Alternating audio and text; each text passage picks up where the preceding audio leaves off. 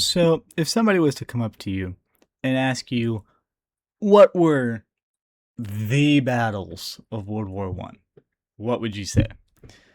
Maybe you would say the Somme. Maybe you would say Ypres. Maybe you would throw them a curveball and say fighting in Africa. And all those are good answers. But there's more. There's a lot more. What if you're at trivia night and somebody's like, name three big battles? And you can't. Be kind of embarrassing. So, today we're going to go over the battles of World War One, or the most important battles. Now, off the top of my head, I can think of three on the Western Front, three on the Eastern Front, one naval invasion, and one naval battle. Now, that does not mean that the other battles are not important. There are several battles on the Western Front that are highly important.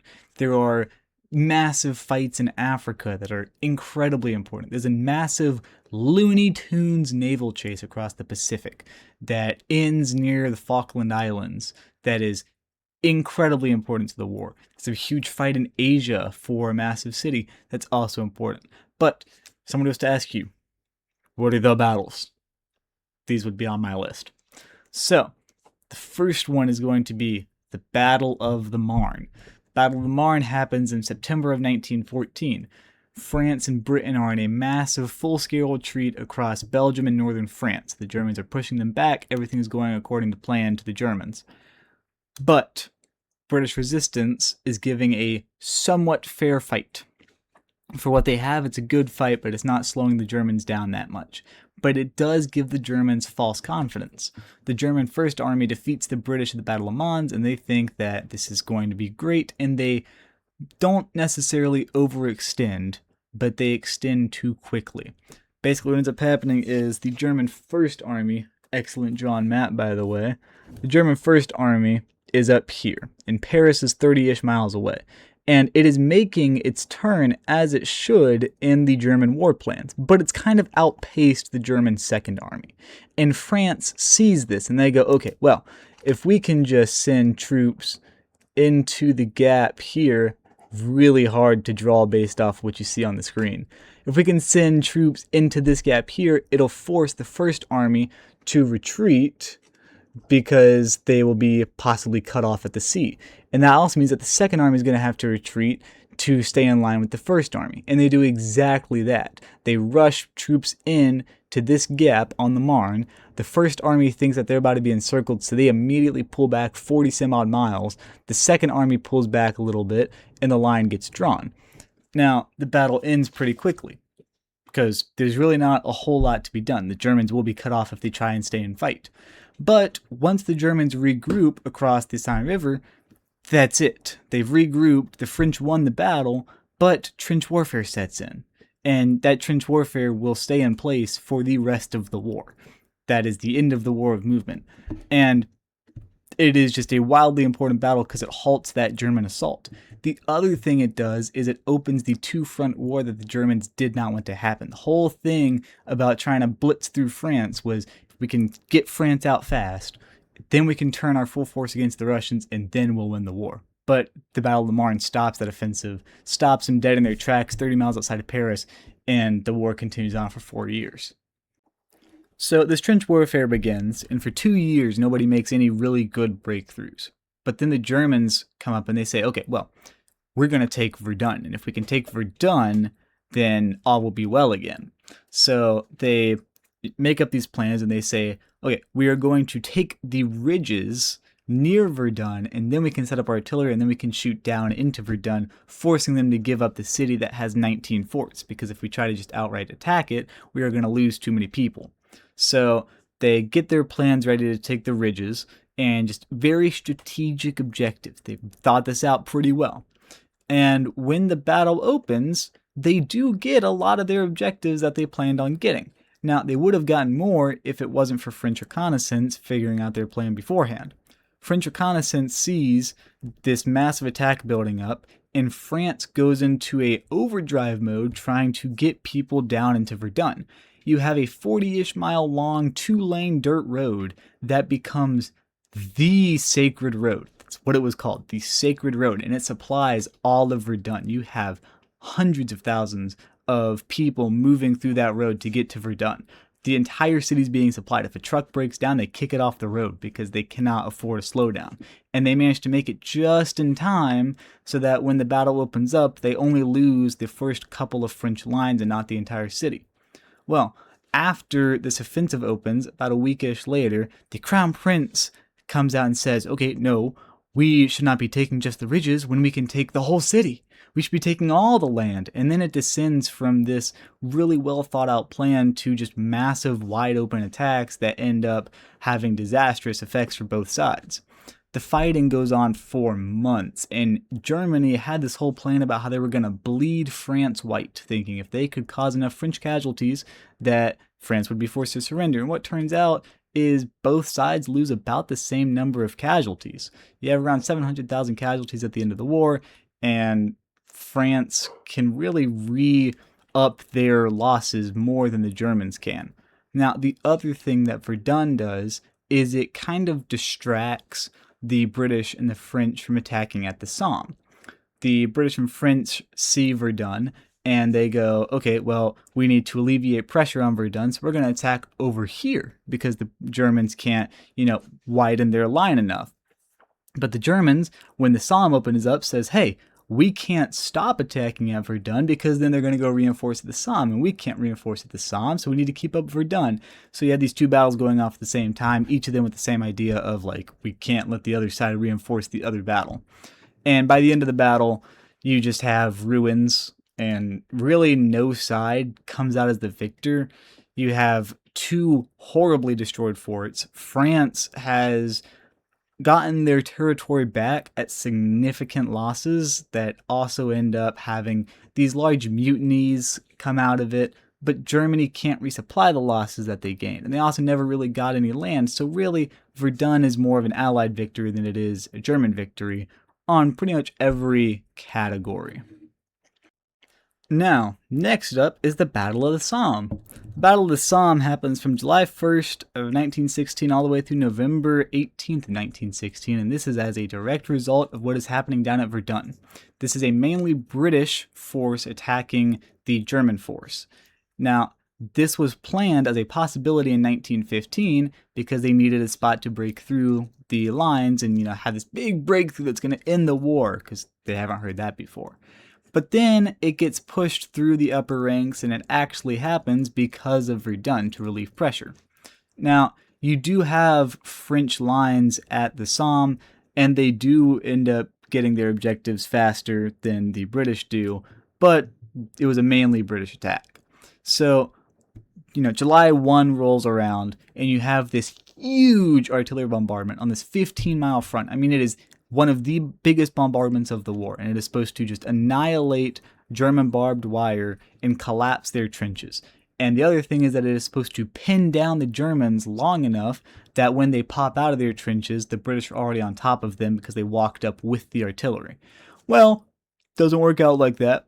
The British end up ending their artillery a little bit too early, so the Germans have time to get back to their positions and fire on the British that were walking across no man's land. There was a massive mining tunnel that blows up 10 minutes before the attack begins, letting the Germans know that there's about to be an attack, and it really doesn't end too well for the British on the first day. In fact, it is the worst day in British military history. You have 20,000 dead Britons on the first day because the artillery ended too early, so the Germans got back to their positions, and the barbed wire wasn't cut because the artillery didn't hit it well enough, and it just becomes this absolute slaughter.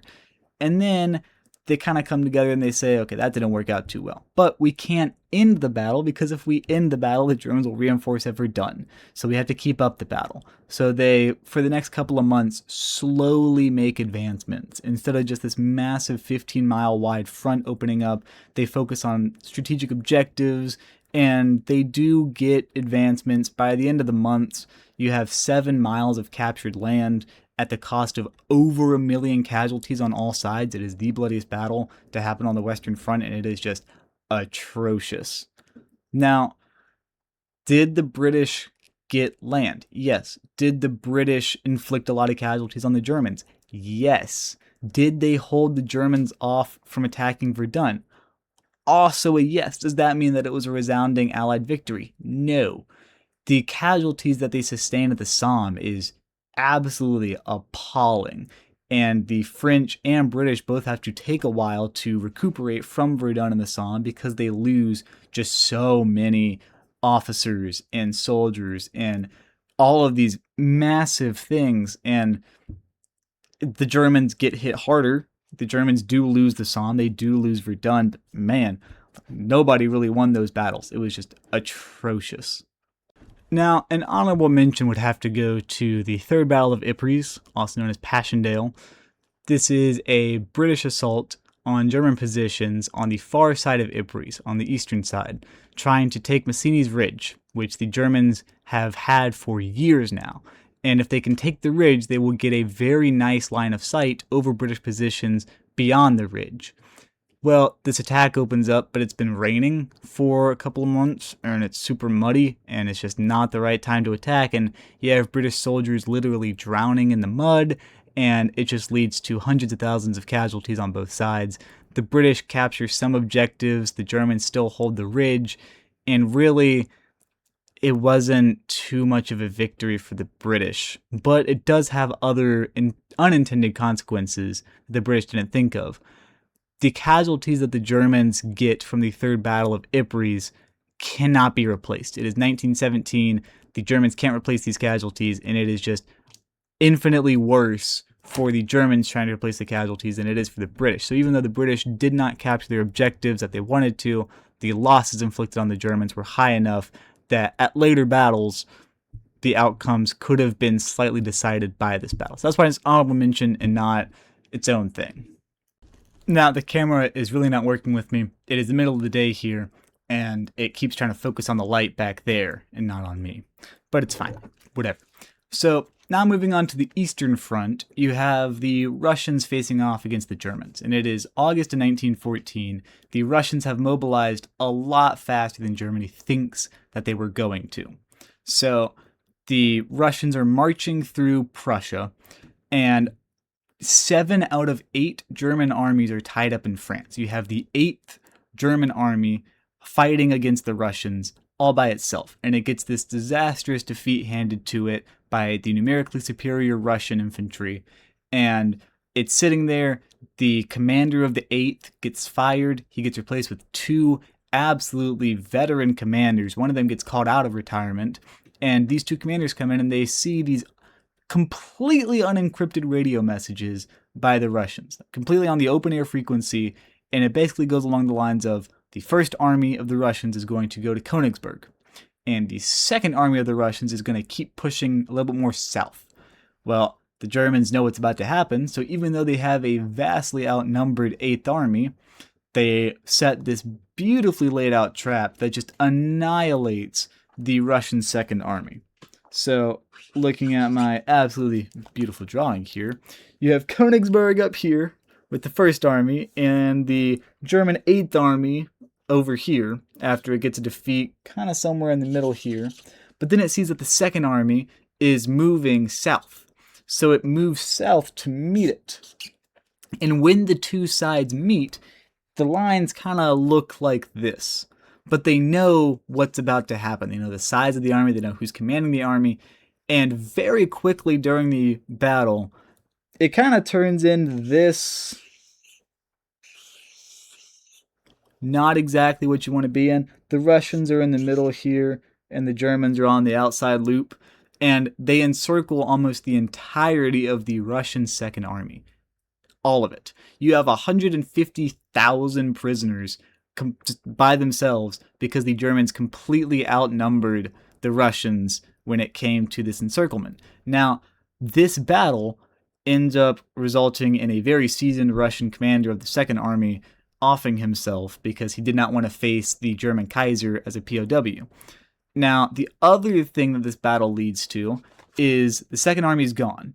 Now, the First Army ends up retreating back to its original starting point because they know that they can't fight the 8th Army alone.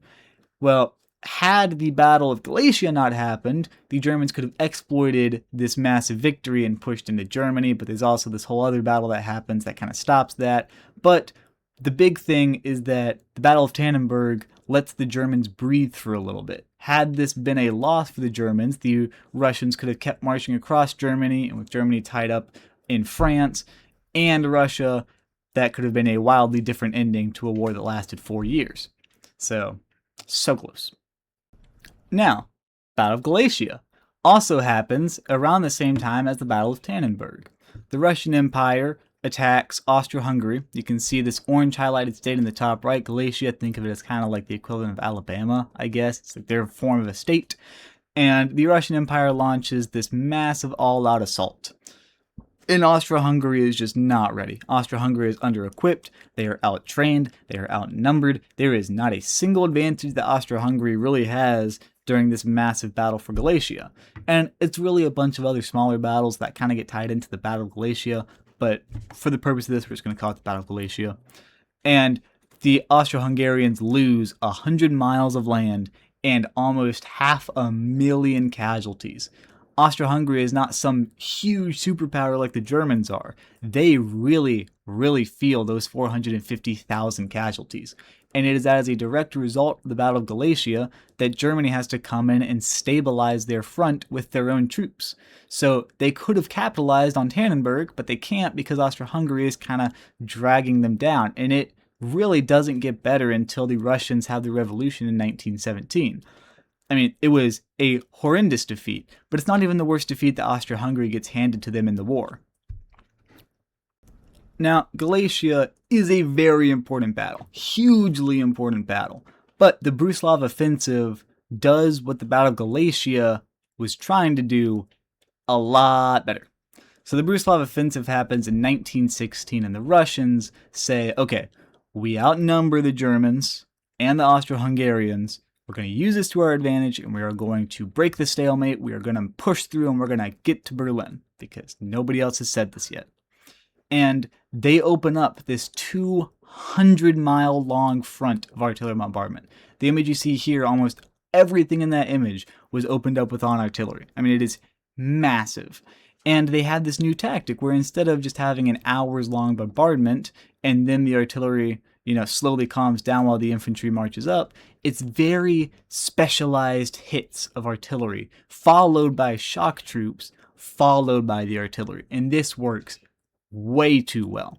Now, in the north against the Germans, it doesn't work as well. In the south against Austro-Hungarians, it cripples them. I mean, it is absolutely horrendous what happens to the Austro-Hungarians in the south. If pressure had been applied in the north as it was in the south, Austro-Hungary legitimately could have been capitulated. The war could have ended for them right then and there. You have the Habsburg family that loses all of its respect in Austro-Hungary. They lose just incredible amounts of land. It is horrible for them. But pressure isn't applied in the north, so units from the north get pulled down to the south. You also have German units at Verdun that get pulled off the line there to reinforce in the south. You have Austria-Hungary that was about to have this massive attack on Italy, cancel that attack to move to the Brusilov offensive in the south.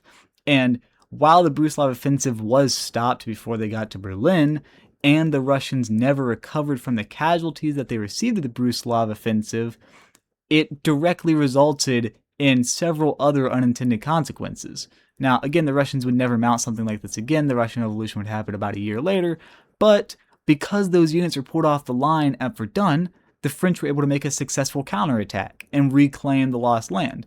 Because units had to be drawn off the north, there were gains in the northern parts of the Brusilov offensive. And because the attack on Italy was canceled and Austria-Hungary had to move those units to the south, Austria-Hungary manages to save themselves for now, but the front with Italy remains open for another 2 years when they could have knocked them out there. So while the Brusilov offensive doesn't necessarily immediately knock out Austria-Hungary and Germany, it takes a lot of steps that have them lose certain things and have to reroute certain units that lead to their downfall later in the war, which is why it's one of the most important battles of World War I. Now, Gallipoli happens in 1915. We keep bouncing around on the years because I thought it was more important to separate them based off of where they are rather than year. So Gallipoli is happening in early 1915. And basically what has happened is Winston Churchill, the same Winston Churchill that is, you cannot reason with a tiger when your head is in its mouth, from World War II Churchill, is the one that's championing this to go off. And the idea is we can knock out the Ottoman Empire because they're weak. And if we can knock them out, then we will have access into the Black Sea and we can resupply the Russians and it's going to be great. Well, they try this massive naval battle to get through the Dardanelles Strait with the Narrows, except a British battleship gets sunk by sea mines. So they cancel that and they decide, okay, we're going to have to go in on the land. And it is just disastrous. You have a French landing, which does pretty well for themselves. You have a Anzac landing, Australians and New Zealanders, which have their moment. If you go to Australia, they have an entire day over this. They are extremely proud of what they did over at Gallipoli.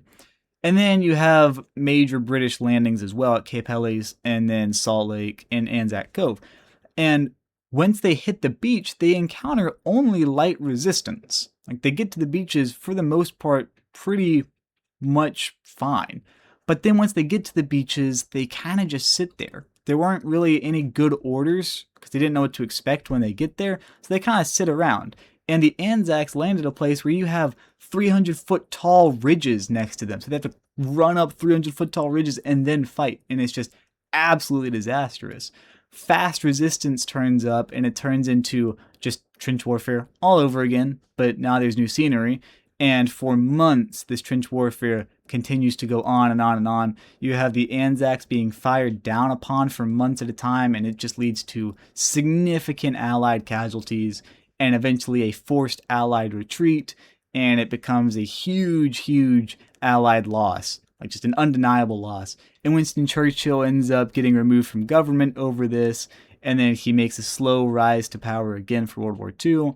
Also, at the same time, you have Bulgaria, who was thinking about joining the Allies, but then decides that the Central Powers are the safer bet, in part because of the defeat they handed the Allies at Gallipoli, and also in part because the Central Powers were offering them territory that they wanted. And if we had gotten Bulgaria, we could have stressed Austro-Hungary and Germany to even higher limits because they would have had to reinforce those borders more, but it didn't happen. But Gallipoli, super important in the world of big battles from World War I. So the other big battle that we're going to talk about, and the only naval battle to make this list, is the Battle of Jutland. Now, there was also the Battle of Dogger Bank that happened prior to this, but it was not as big as Jutland, it's not have the same ramifications as Jutland, and there are other naval engagements that would happen throughout the war, but nothing as crazy as Jutland. So, the rough idea of Jutland is the German High Seas Fleet is sitting in port because they know if they go against the British Grand Fleet, they will lose that battle. The Grand Fleet is going to annihilate the High Seas Fleet. So they turn to U-boats, and the U-boats go against shipping. You have this big blockade that the British have against the Germans. The Germans want to stop the blockade. And eventually, after 2 years, the Germans think, okay, well, the British are way too far north with their Grand Fleet. If we can find a time, we might be able to break the blockade before the entirety of the Grand Fleet comes after us. So you have the British High Seas Fleet moving out, and they encounter a couple of British battle cruisers. They encounter 3 of them, this top right image, and they sink 2 of the 3 of them. The third one manages to make this fighting retreat, relaying information the entire time. But what the Germans were not expecting was the British being closer than it actually was. The British intelligence network knew that the Germans were going to launch an attack. So they riled up the British Grand Fleet and sent them on their way, surprising the Germans out in the open. And the Germans end up fighting the British Grand Fleet pretty well for the most part. The Germans end up sinking more tonnage than the British. This is also one of the only battleship-on-battleship engagements in history, which is kind of cool. And the Germans end up retreating during the night. And they do not fight the British again in another major engagement. Now, the Germans claim a victory at the Battle of Jutland because they say we sank more ships than the British sank of ours. The British say that they won the battle because the Germans proportionately had less ships to sink. So they sank a handful of German ships, but the Germans can't replace those losses. The Germans sank a couple British ships, but they can replace those losses. So both sides claim victory. But really, it was more of a German loss because the Germans at no point throughout the rest of the war are able to put up a resistance against the British Navy. They sit in the port all the way through 1918 until they surrender or get scuttled. And that's really it for the German Navy. So super important, kind of locks away the idea of a major naval battle happening and the naval blockade staying in place all the way through 1918. Now, very quickly, we got the Marne, Verdun, Somme, Tannenberg, Galicia, Brusilov, Gallipoli, Jutland. All extremely important battles in their own right. And again, you have all these other crazy battles that happen as well that cannot be overlooked. You have the 4 battles for Ypres, the 12 battles for the Isonzo, the battles over in Asia, the battles in Africa, all extremely important. But these, if you get asked what are the most important battles, any of these would be very valid answers. So I hope you enjoyed this video, and I hope I'll see you in the next one.